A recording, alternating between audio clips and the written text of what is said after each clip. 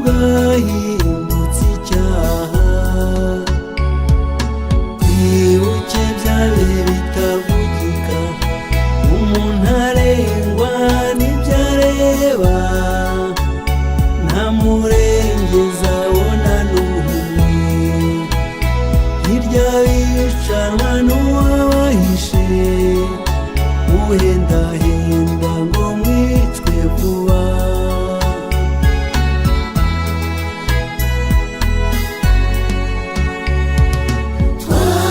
Twarabakundaga turababura, ikibi cyanyu tuzacyusa.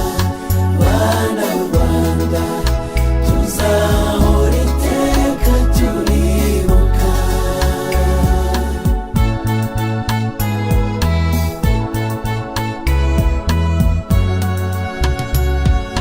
Mwarahizwe bimwe by'inkware, mwazize ubwoko mutahanze, akarere, ishyaka cyangwa isura.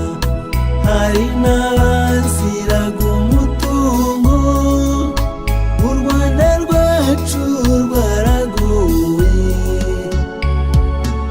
Abanyamahanga burabuye bari baje bakangata,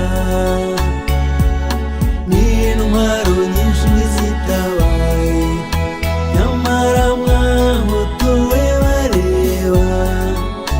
Bahura baje bimwe bigayitse,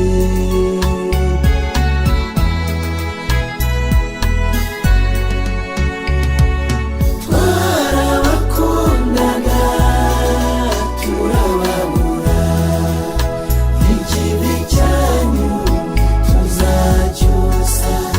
Bana b'u Rwanda tuzahora iteka turibuka.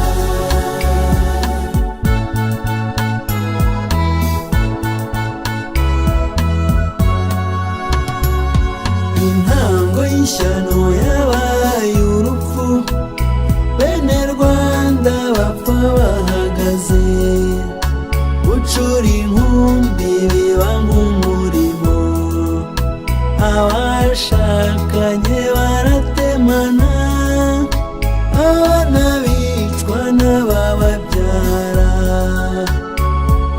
Twarapfushije abanyabwenge, imanzi zitangiraga abandi.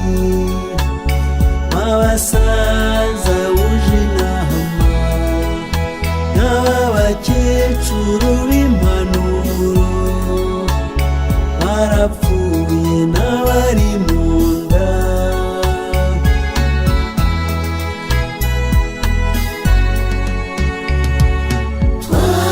Twarabakundaga turababura, ikibi cyanyu tuzacyusa. Bana b'u Rwanda tuzahora iteka turibuka.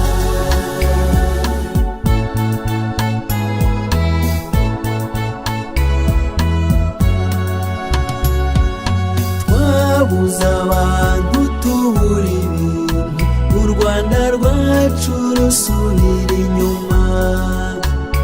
Y'amajyambere yarasehewe, y'amashuri n'ay'amavuriro, nta n'uwabivuga ngo abiheze.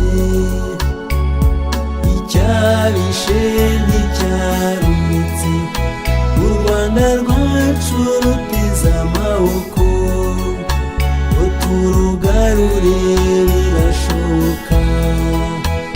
Hafi aha duhige neza, kandi Imana ifasha abatwaza.